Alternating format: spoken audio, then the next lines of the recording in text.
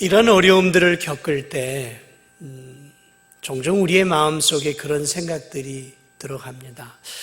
하나님이 나를 사랑하시고 내 삶을 인도하고 계시고 또 나의 하늘의 아버지신데 왜 하나님은 이렇게 어려움들을 이렇게 주셔서 세상 사람들에게 어려움이 있는 것은 그럴 수 있다 치더라도 하나님의 자녀인 나의 삶까지 이렇게 하나님은 어렵게 만드시는 것일까?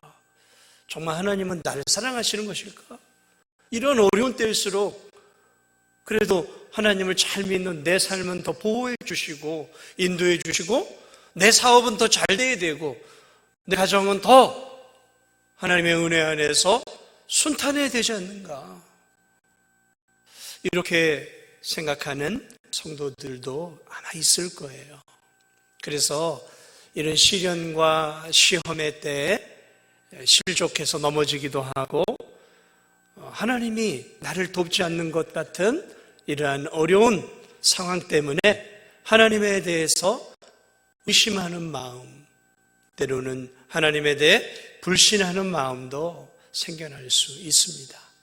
어떻게 보면 지금이야말로 우리의 믿음이 가장 많이 테스트를 받는 때예요.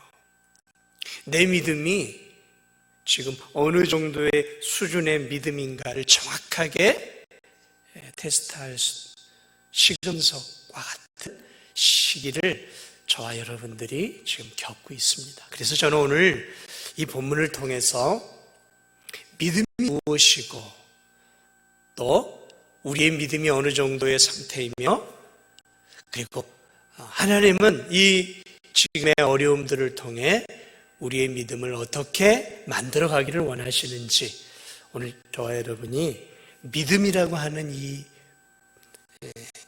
단어에 대해서 함께 말씀 가운데 좀 나눠보고자 해요. 우리는 믿음을 갖고 있어요. 세상 사람들에게 없는 믿음이 있습니다. 이 믿음은 우리가 얻으려고 해서 얻은 것이 아니에요. 성령 하나님께서 우리에게 은혜를 주셔서 우리의 죽은 마음을 살리시고 우리의 영적인 눈을 뜨게 하셔서 하나님을 알게 하시고 깨닫게 하심으로 하나님을 믿을 수 있는 하나님이 보내신 예수 그리스도를 구주로 믿을 수 있는 이 믿음을 선물로 허락해 주셨어요. 그래서 믿음은 우리가 노력해서 얻는 게 아니라 선물이에요, 선물. 그래서 우리 진도중앙교회 오늘 예배를 드리는 사랑하는 성도들에게는 무엇이 있냐면 믿음이라는 게 있어요. 믿음. 선물로 받았어요. 그런데 이 믿음이라는 것, 이 믿음은 완성을 향해 계속해서 성숙해지고 성장해 가야 한다는 거예요. 오늘 여러분과 함께 나누고자 하는 첫 번째 나누고자 하는 내용은 하나님이 믿음을 선물로 주셨지만 우리의 믿음은 계속해서 성장하고 성숙해져 가며 자라가야 한다는 거예요. 우리의 믿음은 구원받기에 충분한 믿음이에요. 하나님이 우리에게 주신 믿음을 통해 우리는 예수 그리스도를 구주로 하나님을 아버지로 믿음으로 하나님의 자녀가 되었어요. 그러므로 우리의 믿음은 구원을 받기에는 충분한 믿음이에요. 하나님의 자녀가 되기에는 충분한 믿음이에요. 그런데 우리의 믿음은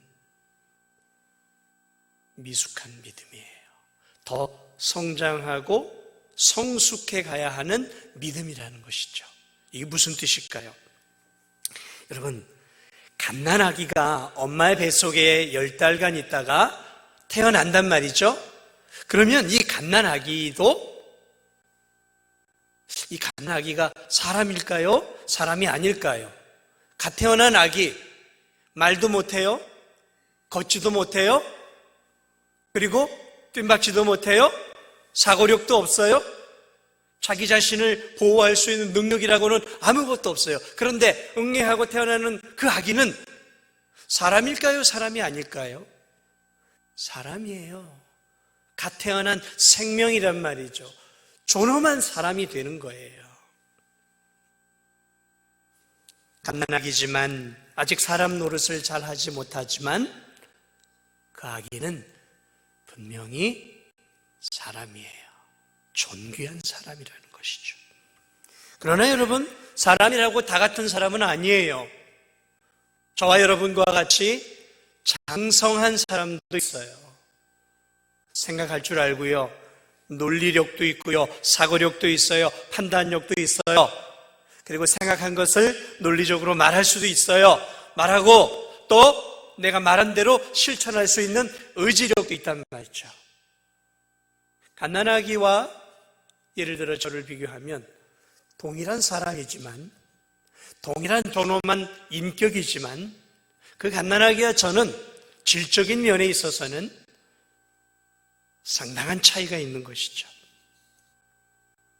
어린아기들은 온전하게 돌봄이 필요하다면 저 같은 사람은 돌봄이 아니라 이제 이 사회의 구성원으로서 이 사회를 지탱해 가야 하는 그런 일꾼의 위치에 있는 것이죠. 마찬가지예요. 이제 교회에 나와서 예수님을 알고 예수 그리스도를 믿은 성도들은 응애하고 영적으로 태어난 갓난아기와 같은 믿음을 갖고 있는 거예요. 구원받기에는 부족함이 없는 믿음이지만 하나님이 보시기에 아직은 너무 미숙하고 성숙하지 못한 믿음이라는 것이죠.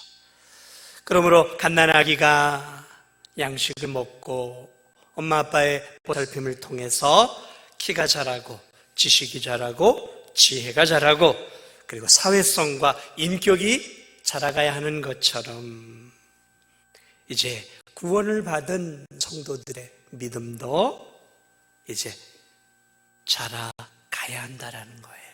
어른의 믿음으로, 성숙한 믿음으로 자라가야 한다라는 거예요. 여러분 잊지 마세요. 우리의 믿음은 자라가야 하는 거예요. 한 사람의 믿음에는 생명력이 있어요. 한 사람의 믿음은 인격이 있어요. 믿음은 공허한 게 아니에요. 우리의 믿음과 우리의 영혼의 생명력이 결부되어 있는 게 믿음이에요. 그렇기 때문에 이러한 믿음은 생명력이 있기 때문에 성장해 가야 하는 거예요. 우리 진도중학교의 성도들, 저를 비롯해 여러분과 저의 믿음도 생명력이 있어요. 그래서 다 달라요. 저의 믿음의 수준이 다르고 우리 예배를 드리고 있는 여러분의 믿음이 다 달라요. 어느 정도까지 자랐는지는 우리가 그런 어떤 분명한 잣대가, 눈에 보이는 잣대가 없기 때문에 측량하기 어렵지만 하나님의 눈에서 볼 때에는 저와 여러분의 믿음은 하나님의 기준에서 지금 어느 정도인가가 지금 보여지고 있다는 것이죠. 그래서 갓난아기처럼 이제 갓 교회에 나와서 예수님 믿고 신앙생활하는 갓난아기와 같은 믿음도 있고요. 또 아주 유치원 어린이와 같은 그러한 믿음도 있고요. 또 초등학생의 믿음, 중학교, 고등학교, 또는 대학교의 청년의 믿음도 있고요. 또 장년의 믿음도 있고요. 완숙한 노년의 믿음도 있다는 것이죠. 그리고 우리 진도중학교 안에도 제가 이렇게 보니까 어린아기 같은 믿음도 있고요. 그 유치한 믿음도 있고요. 또 할 만큼 열정적으로 주를 위해 살아가는 청년의 믿음도 있고요. 그리고 장성한 어른의 믿음도 있고 완숙한 이 노년기에 그러한 아주 무르익은 그러한 믿음의 성도들이 있는 것들을 보게 돼요. 다 달라요. 다 다르다라는 거죠. 나는 여러분, 우리의 이 육체는 갓난아기서부터 저절로 자라요. 음식을 먹으면 이렇게 자라가지 않습니까? 저절로 시간이 가면 나이도 먹게 되어지죠. 그러나 여러분, 믿음은 나이가 들어간다고 자라가는 것이 아니에요. 참 그러면 좋죠. 믿음이 나이가 들어가고 신앙생활에 연륜이 쌓여져 가면 저절로 자라면 좋겠죠. 근데 그렇지가 않아요. 그렇지가 않아요. 5년, 10년을 다녔다고 해서 5년, 10년만큼의 믿음이 자라는 사람도 있지만 10년, 20년, 30년을 다닌다고 해도 그 믿음이 자라지 않고 그대로 가는 성도들도 있어요. 믿음은 이 세상의 경험을 많이 했다고 믿음이 자라는 것이 아니에요. 세상의 학문을 많이 공부했다고 믿음이 자라는 것이 아니라는 것이죠. 믿음은 명망 높은 자리에 앉았다고 수준이 높은 게 아니더라고요. 믿음은 내가 부자가 되고 교수가 되고 고위공직자가 된다 해서 그 믿음이 함께 자란 것이 아니라는 거예요. 심지어는 믿음은 내가 직분을 받았다고 해서 저절로 믿음이 자라는 것이 아니다라는 것이죠. 믿음의 레벨과 수준의 차이가 있어요. 히브리서 5장 13, 14절을 이렇게 얘기합니다. 이는 젖을 먹는 자마다 어린아이니 의의 말씀을 경험하지 못한 자요 단단한 음식은 장성한 자의 것이니 그들은 지각을 사용함으로 연단을 받아 선악을 분별하는 자들이니라. 히브리서 5장 말씀을 보니까 젖을 먹는 어린아기와 같은, 그래서 어려운 말씀은 도무지 이해가 안 되는 그러한 어린아기 같은 믿음도 있고요. 오늘 이 성경을 보니까 단단한 음식을 먹을 수 있는, 그래서 어려운 말씀, 깊은 말씀도 이해하고 또 삶 속에서 시련과 역경을 잘 이겨내고 또 이렇게 믿음이 자라간 장성한 그러한 믿음도 있다라고 표현하고 있습니다. 그러니까 이 어린아이와 장성한 믿음의 사이에는 많은 레벨, 많은 수준의 차이가, 믿음의 분량의 차이들이 성도들마다 다 있다라는 것이죠. 이 베드로 후서 3장 18절, 오늘 우리가 읽은 것은 베드로 전서고요. 베드로 후서에 가면 이 베드로가 마지막으로 뭐라고 이야기하고 있냐면 이렇게 이야기합니다. 우리 구주 곧 우리 구주 예수 그리스도의 은혜와 그를 아는 지식에서 자라가라. 이 다시 말하면, 쉽게 말하면 믿음이 자라가라. 사랑하는 성도들아, 그 믿음 그대로 잊지 말아라. 우리 구주 예수 그리스도를 아는 그 은혜와 그 지식 안에서 너희들의 믿음이 날마다 자라가야 한다라는 거예요. 자라가라라는 거예요.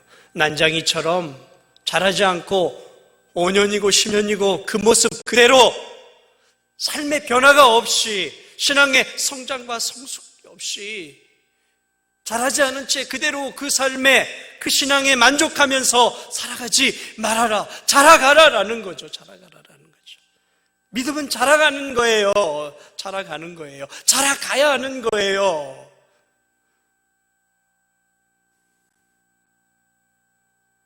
학창시절에, 초등학교, 중고등부 시절에 키에 대해서 우리 모두 참 민감한 시기 아니에요. 그러한 시기에는 내가 얼만큼 자랐는지, 나보다 더 크게 자란 사람이 있는지, 내가 나보다 작은 사람이 있는지 굉장히 민감하잖아요.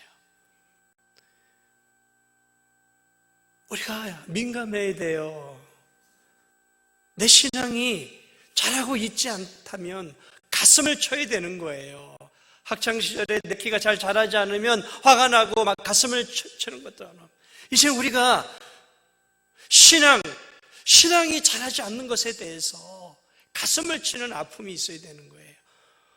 키는 내 마음대로 할 수 없지만 우리의 신앙의 키는 내 마음대로 할 수 있어요. 내가 원하는 것만큼 애쓰고 기도하고 믿음 안에서 수고하면 자라갈 수 있는 거예요, 이거는. 그래서 오늘 베드로 사도도 자라가라라고 말하고 있어요. 자라가라. 신앙이 자란다는 것은 무엇입니까? 하나님을 신뢰하는 삶이 더 깊어져 가는 거예요. 세월 지나갈수록 하나님을 더 의지하고 하나님만을 소망하고 바라보는 우리의 그 하나님을 향한 신뢰가 점점 더 깊어져 가는 것이죠. 세월이 지나가고 시간이 흘러가고 나이가 먹어갈수록 세상 사랑이 점점 줄어들어 가고 오직 예수 그리스도를 향한 사랑이 점점 자라가는 거예요. 이게 신앙이 자라가는 거예요. 이게 믿음이 자라가는 거예요. 세월이 지나갈수록 이 세상의 물질과 건강과 미와 아름다움과 세상에 빛나는 좋은 것들이 별로 가치가 없구나. 내가 정말 의지하고 소망해야 할 것은 이 세상에 빛나는 그러한 것들이 아니라 영원히 빛나는 저 영원한 하나님 나라구나 라고 생각하며 하나님 나라에 대한 소망이 점점 자라가는 것, 이게 믿음이 자라가는 거예요. 사랑하는 여러분, 우리의 믿음이 자라가도록 힘을 다하십시오. 물질을 쌓기 위해서 힘을 다하는 것도 중요하고, 내 건강을 지키기 위해 힘을 다하는 것도 중요하고, 내 가정을 지키는 것, 내 사업터와 내 일터를 잘 지키는 것도 중요하지만, 여러분의 믿음을 지키는 것에 실패하면 끝나는 거예요. 끝나는 거예요.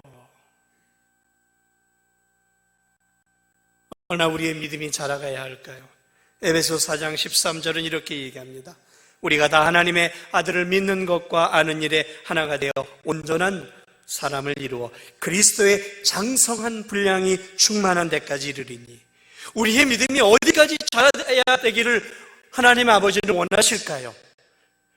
그리스도만큼 자라가기를 원하신다는 거예요. 우리의 믿음이, 우리의 인격이 예수 그리스도만큼 자라가기를 원하신다는 거죠.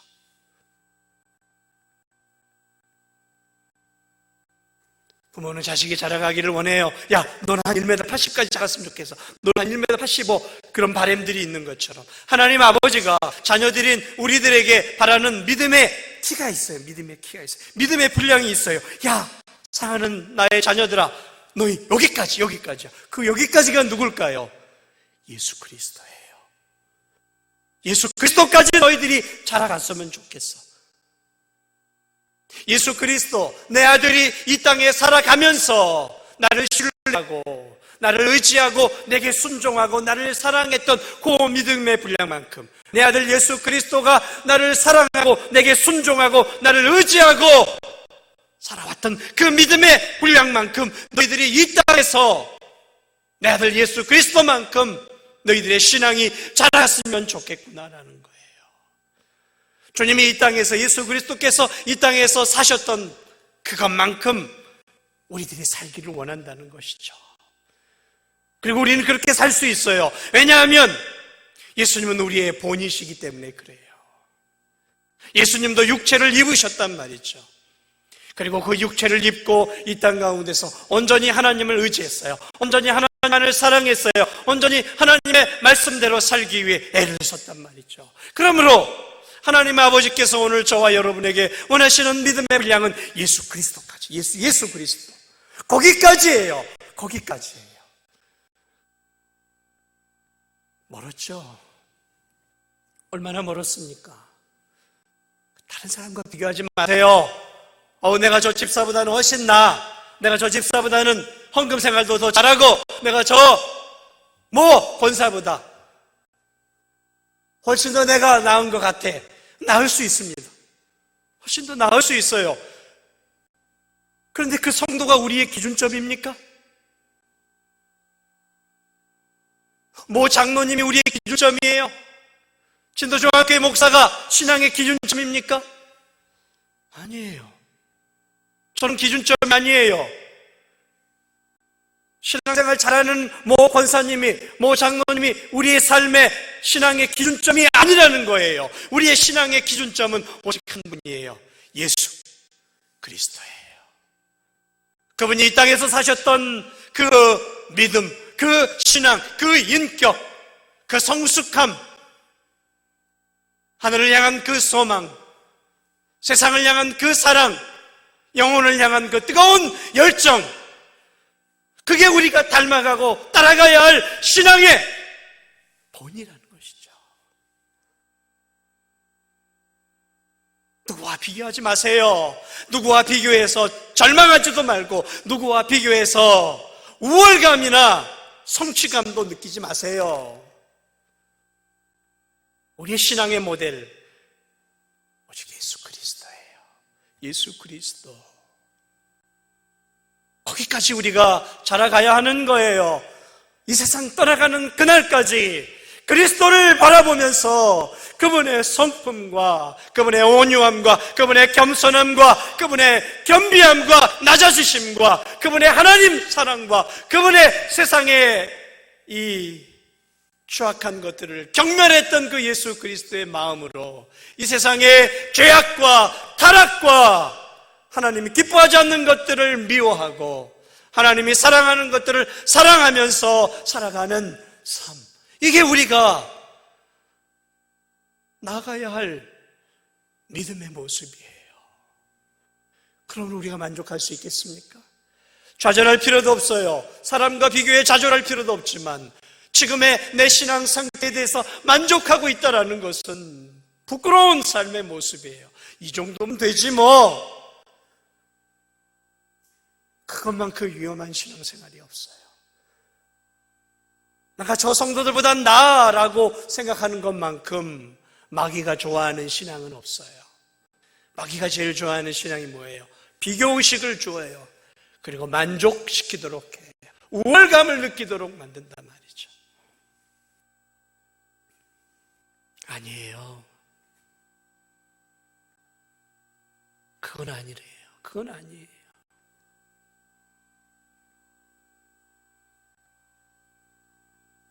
예수 그리스도 잊지 마십시오. 하나님 아버지는 자녀들인 우리들이 이 땅을 사셨던 예수 그리스도만큼 날마다 순간마다 우리의 믿음이 자라가고 있다는 사실을 믿으시기 바랍니다.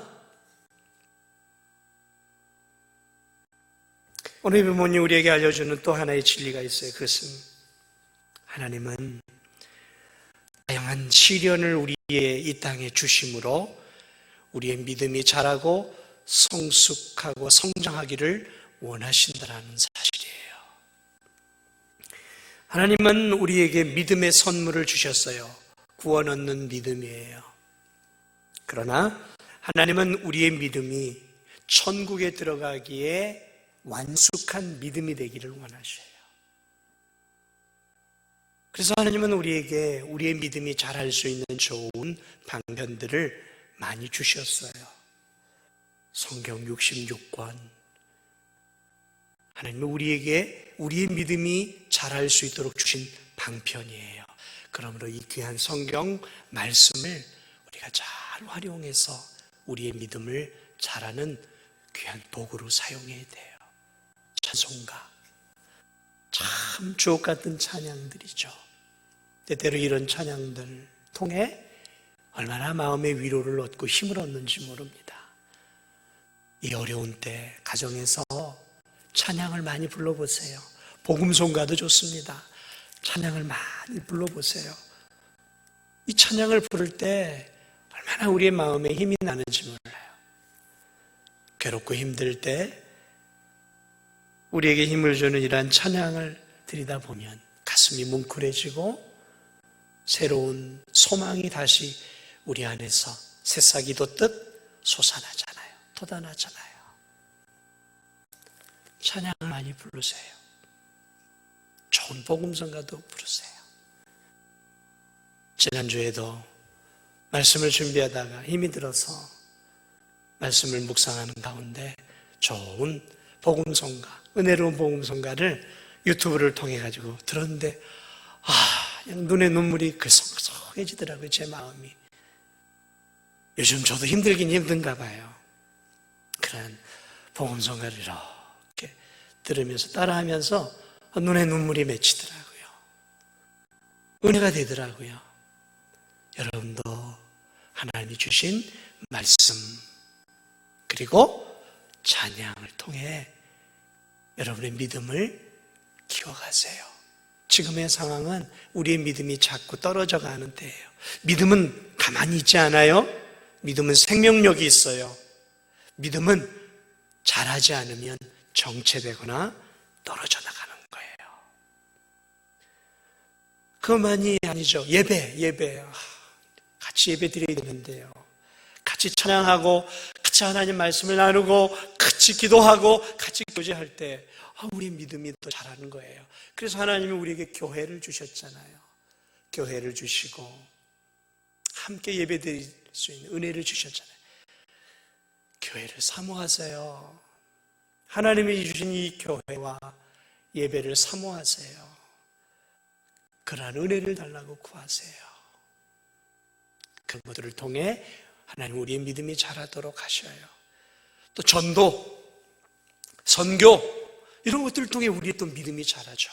교회 봉사 이런 것들을 통해 우리가 보람을 느끼고 인생의 의미를 느끼고 하나님을 기쁘시겠다라는 그러한 뿌듯함으로 인해서 우리의 믿음이 또 자라가죠.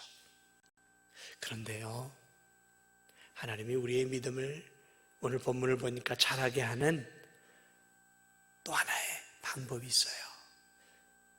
부모가 자식을 키울 때 당근과 채찍을 잘 사용해야 돼요. 채찍으로만 막 혼내고 때리고 막 위협한다고 자녀가 말 잘 듣는 거 아니에요. 때로는 당근도 잘 주면서 이렇게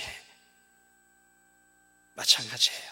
하나님도 우리에게 우리의 믿음이 자라도록 하는 또 하나의 방편을 주셨는데 그것이 무엇이냐면 시련이에요.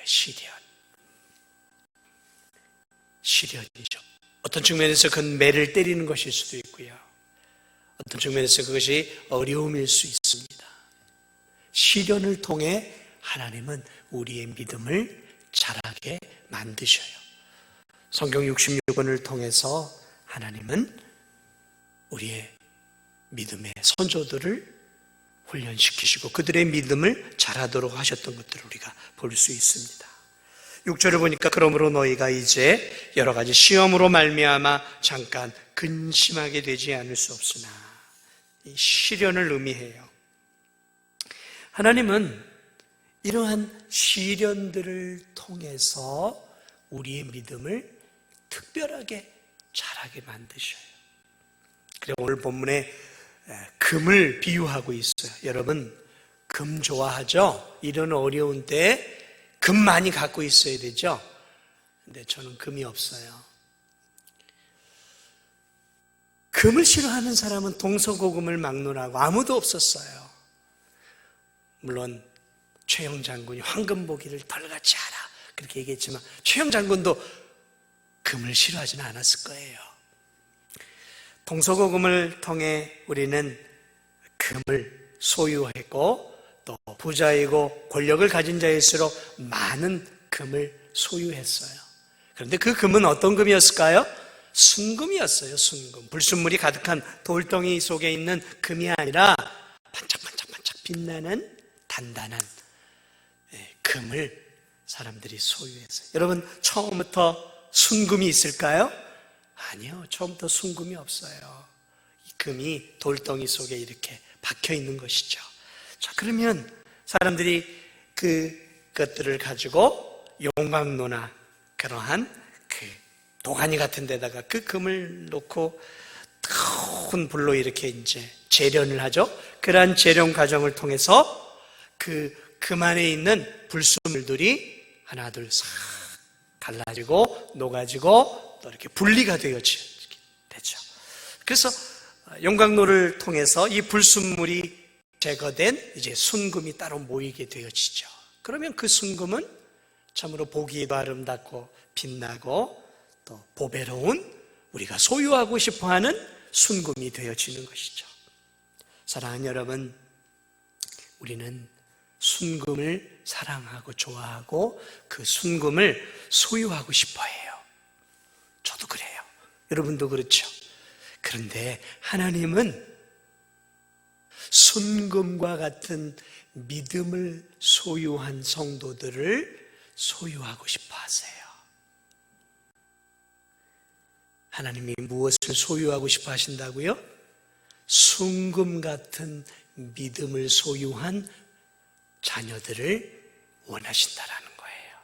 그래서 하나님은 순금과 같은 자녀들을 위해, 그러한 자녀들을 소유하기 위해 하나님 우리 성도들에게 시련과 시험과 삶의 어려움들, 고난을 허락해 주시는 거예요. 말씀을 통해서 순금과 같은 성도들이 나오기는 어려워요. 기도를 통해, 예배를 통해 순금과 같은 성도들이 나오기가 힘들어요. 뭘 통해서 가능할까요? 시련이에요, 시련. 시련을 통해서. 그래서 하나님은 우리에게 다양한 시련을 주셔요. 어떤 성도들에게는 건강의 시련을 주셔요. 중병의 시련을 주셔요. 어떤 성도들에게는 물질의 시련을 주셔요. 어떤 성도들에게는 가정 안에 우환이라는 시련들을 주셔요. 어떤 성도들은 관계의 시련들을 주셔요. 지금 우리 모두는 또 코로나19라고 하는 국가적 시련 속에 살아가고 있어요. 이러한 시련들을 통해서 우리의 믿음이 시험을 받아요. 불과 같은 시험이죠. 불과 같은 시험 아닙니까? 이러한 시험을 통해서 우리가 평상시에는 고백하지 않은, 평상시에는 의심하지 않는 하나님에 대한 의심도 가지게 되어져요. 말씀에 대한 의심도 갖게 돼요. 또 하나님에 대한 불신의 마음도 우리 안에 막 생겨나기 시작하는 거죠. 평안할 때는 그렇지 않아요. 내 인생이 내가 원하는 대로, 기도한 대로 잘 될 때는 하나님에 대한 의심과 말씀에 대한 의심과 내 믿음에 대한 의심하지 않아요. 그런데 시련과 어려움과 고난이 찾아오면 의심이 돼요. 이 마음 깊은 곳으로부터 의심이 쏟아져 나와요. 그런데 그게 중요해요. 왜냐하면 그러한 것들을 통해서 내 믿음이 얼마나 많은 불순물을 갖고 있었는지가 그때 드러나는 거예요. 그래서 그러한 아픔과 시련과 고난들을 통해서 고통을 겪는 거예요. 뼈를 깎는 아픔을 느끼게 되어지는 거예요. 정말 하나님은 살아계시는 것일까? 정말 하나님은 나를 사랑하시고 계실까? 예수님은 정말 나를 위해 십자가에 죽으셨을까? 정말 더 영원한 천국은 있는 것일까? 정말 하나님은 삶 속에서 나를 보호하시고 돌보시는 은혜 하나님이실까라고 우리의 마음 깊은 곳으로부터 이 시련을 통해서, 고난을 통해서 우리의 이 불순물 같은 이 믿음 안에 있는 그러한 돌들이 하나둘 그러한 어려움들을 통해서 떨어져 나가기 시작하는 거예요. 떨어져 나가면서 그러한 어려움들을 겪고 그러한 고난의 재련들을 통과할 때 비로소 우리는 주신 자도 하나님이시요 취하신 자도 하나님이시니 하나님의 영광을 받으시기를 원합니다 라고 고백하는 성숙한 믿음으로 나아갈 수 있는 거예요. 거저 믿음이 자라는 게 아니에요. 그냥 시간이 지나면 우리의 신앙이 욥과 같은 신앙으로 자라가는 것이 아니에요. 사랑하는 성도들, 성경 안에 있는 믿음의 위대한 사람들을 한번 바라보십시오. 저들의 믿음이 처음부터 순금과 같은 믿음이었습니까? 저들의 믿음이 우리가 그냥 처음부터 따라가야 할 정결한 믿음이었습니다. 아니에요. 그들에게도 불과 같은 용광로의 시험들이 있었어요. 아브라함에게는 네 자식을 내게 바쳐라라고 하는 용광로와 같은 뜨거운 시험이 있었어요. 이삭에게도 자신이 파놓은 생명과 같은 오물을 거저 요구하는 사람들의 그런 시험들이 있었어요. 야곱에게도 그런 어려운 시험들이 있었어요. 요셉에게도 어려운 시험들이 있었어요. 다윗에게도 어려운 시험들이 있었단 말이에요. 바울에게도 어려운 시험들이 있었어요. 베드로에게도 그 믿음 안에 있는 불순물들을 제거하는 불과 같은 시험들이 있었어요. 그리고 그러한 가슴이 찢어지고 눈물이 나오고 심장이 터져버릴 것 같은 그 어려운 시험들을 통해 그들은 자신들의 믿음의 불순물들을 제거하면서 하나님이 기뻐하는 정금과 같은 순결한 믿음으로 조금씩 다듬어져 가서 오늘 우리가 사랑하고 우리가 존경하는 그런 믿음의 선진들이 될 수 있었던 거예요. 그냥 우리가 소망하고 추구할 그러한 믿음이 하루 이틀이 된 게 아니란 말이에요. 사랑하는 여러분, 그렇습니다. 하나님은 지금도 이러한 어려움들을 통해서 우리의 신앙의 불순물들을 제거하고 있어요. 오늘 예배를 드리지 못하는 이 어려움들을 통해서 하나님은 우리의 믿음의 불순물들을 제거하고 있어요. 너희들 의식적으로 그저 형식적으로 신앙생활 하지 않았느냐? 아무 생각 없이 그냥 주일날 교회에 나와서 예배드리고 한번 예배드리고 가고 그게 신앙생활인 것처럼 살고 있지 않았느냐? 하나님이 우리에게 경고하고 있는 것일 수도 있어요. 내 믿음을 테스트하고 있는 것일 수 있단 말이죠. 여러분, 그동안 우리는 예배를 어떻게 드렸습니까? 한 주 한 주 교회에 나와서 하나님께 성도들과 함께 예배 드리는 것이 얼마나 귀하고 하나님의 복된 은혜인지를 여러분 얼마나 깨닫고 나오셨습니까? 저도 이 어려운 시련의 시간들을 통해서 우리가 정말 하나님께 매주마다 교회에 나와 예배드리는 이것이 얼마나 하나님의 큰 은혜요 복이라는 사실을 깨닫고 있어요. 하나님이 허락하지 않으면 앞으로도 우리가 교회에 나와 예배 못 드릴 수도 있어요. 다시 한번 우리가 이 어려운 때에 우리의 믿음을 또 되돌아봐야 되는 거예요. 나는 얼마나 기복적인 믿음을 갖고 있었는가? 나는 교회 생활을 무엇을 위해 교회 생활을 하고 있었던 것인가? 나는 하나님보다 하나님 손에 있는 그 떡보물이 더 좋지 않았냔 말이에요. 나는 하나님 자신보다 예수 그리스도 자신보다 예수님이 주시는 그 물질과 성공과 건강과 세상의 즐거움을 더 원하고 있지 않느냐.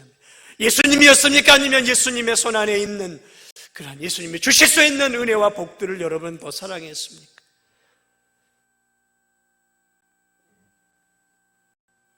우리가 이런 어려운 때 우리 안에 신앙의 불순물들을 제거해야 되는 거예요. 내가 예수님보다 지금 더 사랑하고 있었던 것이 무엇이 있었는가를 가려내서 예수님보다 더 사랑하고 있는 것들을 이번 기회에 내 신앙에서 떨어내야 하는 거예요. 떨어내야 되는 거예요. 정금과 같은 순결한 신앙으로 지금이 만들어 가야 하는 거예요. 삶이 어렵습니까? 감사하세요. 고난 가운데 있습니까? 시련 가운데 있습니까? 감사하세요. 하나님이 여러분의 신앙을 더 순결한 신앙으로 만들기를 원하고 있다는 것으로 믿으시고 이런 어려움들을 감사함으로 받고 이번 기회에 지금의 이 어려움들을 통해서 내 신앙을 아름답게 만들어갈 수 있기를 주님의 이름으로 축복을 드립니다. 사랑하는 여러분, 그러므로 우리의 신앙은, 우리의 삶은 기쁨과 고난과 즐거움과 어려움이 혼재되어 있는 거예요. 이게 우리의 신앙이에요. 이게 우리의 신앙의 삶이에요. 어떤 성도들은 그렇게 얘기해요. 이제 예수님 믿었으니까 이제 고난 끝. 예수님 믿었으니까 이제 어려움 끝. 예수님 믿었으니까 이제 삶의 어려움들 하나님이 다 지켜주시고 보호하시고 내 삶에는 어려움이 없는 무풍지대가 될 거야. 이제 고생 끝. 그러나요? 그렇습니까? 정말 예수님 잘 믿으니까 삶에 고난도 없고 시련도 없고 하는 일마다 다 잘 돼서 승승장구하고 어려움도 없이 승진도 하고 사업도 잘 되고 막 돈도 막 내가 원하는 것보다 더 많이 법니까? 아니잖아요.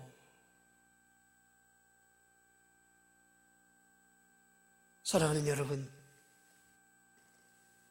신앙은 기쁨과 고난이 혼재하는 거예요.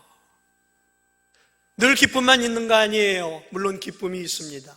하나님이 함께 하시는 은혜가 있어요. 하나님의 능력의 손으로 우리를 도와주시는 삶도 있습니다. 그러나 하나님은 또한 우리의 신앙을 정결한 신앙으로 만들어가기 위해서 시련도 허락하시고 마귀의 시험도 허용을 해주시고 삶의 먹구름도 허락을 해주셔요. 그래서 우리의 삶에는 눈물도 있어요.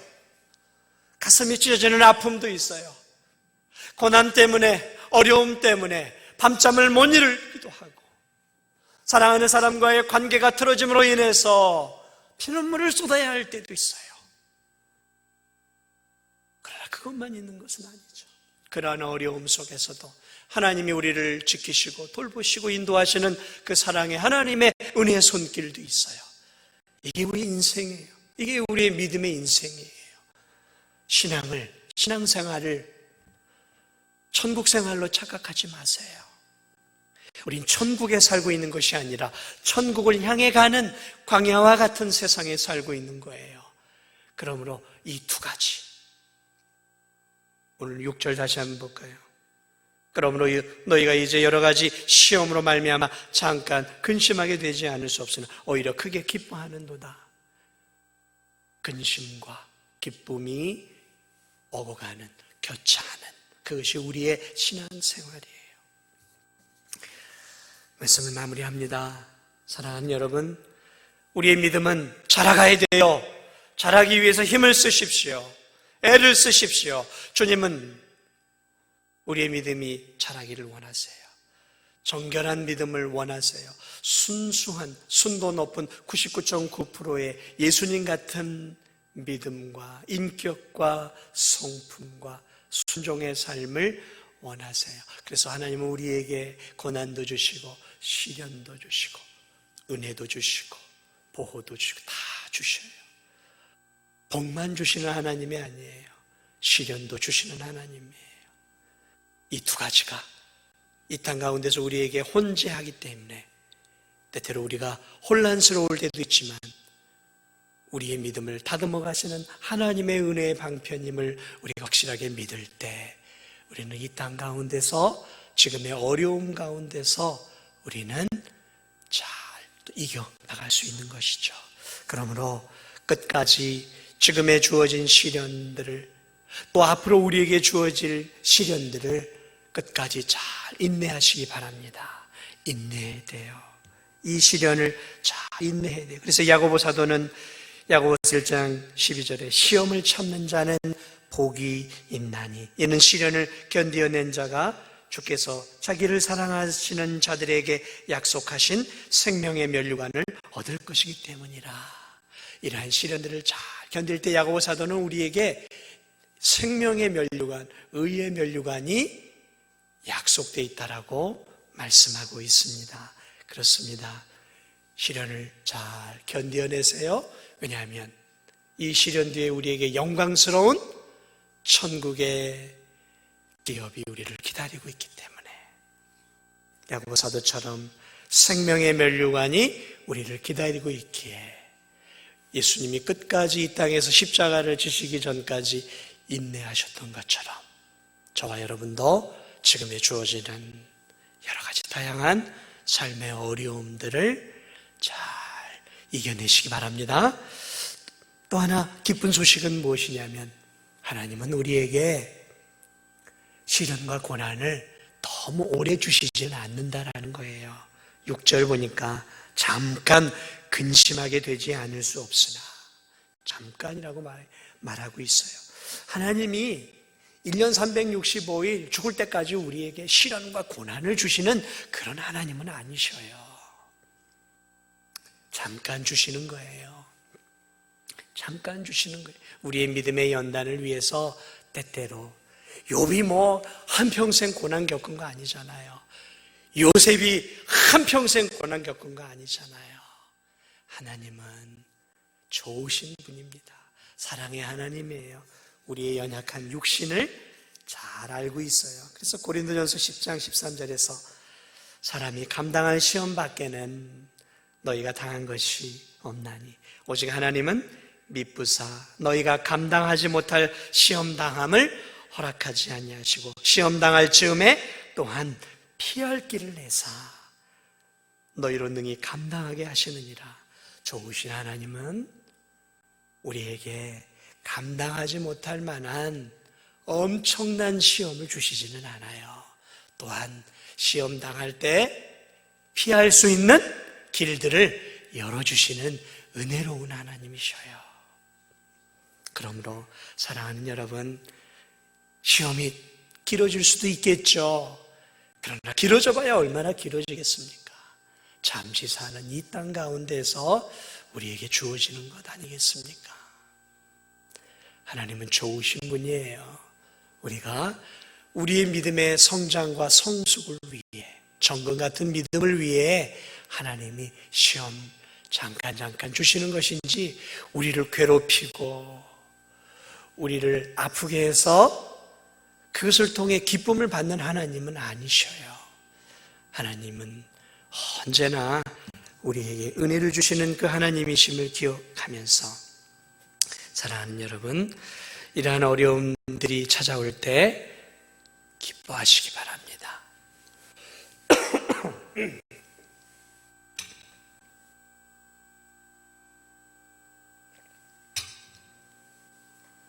오늘 6절에도 베드로 사도가 이렇게 얘기해요. 잠깐 근심하게 되지 않을 수 없으나 오히려 너희들이 크게 기뻐하는도다. 베드로 소신을 받았던 이 성도들은 극심한 환난과 시련 속에 있었어요. 그러나 그들은 그 어려움 속에서 계속 근심했던 것이 아니라, 그 어려움 속에서도 자신들을 사랑하고 계시고 자신을 구원해 주신 그 하나님을 바라보면서 그 어려움 속에서도 영적으로 기쁨을 누리고 있었다라는 것이죠. 그러므로 사랑하는 여러분, 이 어려움 속에서도 기뻐하시기 바랍니다. 나를 사랑하고 계시는 하나님으로 인해 기뻐하시고, 나를 순금과 같은 믿음으로 만들어 가시는 그 하나님으로 인해 기뻐하시고, 나를 지금도 보호하시고 지키시고 사랑하시는 그 하나님으로 인해서 기뻐할 수 있는 우리 진도중앙교회 성도들이 꼭 되시기 바랍니다. 사랑하는 여러분, 그래서 성경은 언제나 이렇게 우리에게 얘기합니다. 빌립보 4장 4절에도 내가 다시 말하노니 기뻐하라, 기뻐하라. 내가 다시 말하노니 기뻐하라. 항상 기뻐하라, 쉬지 말고 기도하라, 범사에 감사하라. 이는 너희를 향하신 하나님의 뜻이니라. 그러므로 이번 한 주도 여러분, 내 환경은 어두울 수 있고, 내 인생의 짐은 무거울 수 있고, 내 영혼은 더 힘든 한 주가 될 수도 있어요. 그러나 오늘 이 귀한 진리의 말씀을 기억하면서 오늘 이 한 주간도 주의 은혜 안에서, 그럼에도 불구하고 주님의 능력의 손이, 주님의 사랑의 손이 내 영혼, 내 영육을 붙잡아 주시고 내 가정과 이 교회와 이 진도 땅과 이 민족을 함께 하실 것을 바라보면서 이번 한 주도 기뻐하며 또 믿음으로 우리의 믿음을 키워가면서 하나님이 기뻐하는 믿음의 삶을 살아가시는 한 주가 되시기를 주님의 이름으로 축복을 드립니다.